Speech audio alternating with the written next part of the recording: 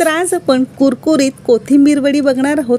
इतकी कोथिंबीर वडी तळूनही बिलकुलही तुम्हाला तेलकट दिसत नसेल, कमी तेलामध्ये आणि खूप जास्त कुरकुरीत आतपर्यंत चांगली शिजलेली आहे आणि खूप जास्त चविष्ट ही कोथिंबीर वडी तयार होते।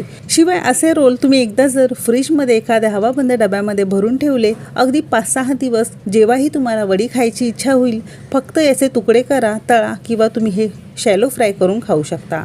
रेसिपी फार इंटरेस्टिंग आहे, शेवटपर्यंत पहा आणि जर आवडली तर नक्की लाईक करा। चला तर मग वेळ न घालवता रेसिपीला सुरुवात करूया।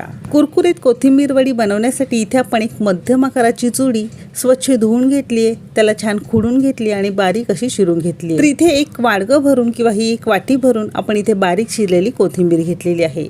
आता आपल्याला पीठ भिजवायचं आहे, त्यासाठी इथे आपण एक मोठंसं वाडगं घेतलेलं आहे, तुम्ही परात सुद्धा घेऊ शकता आणि त्यामध्ये ही एक वाटी बारीक चिरलेली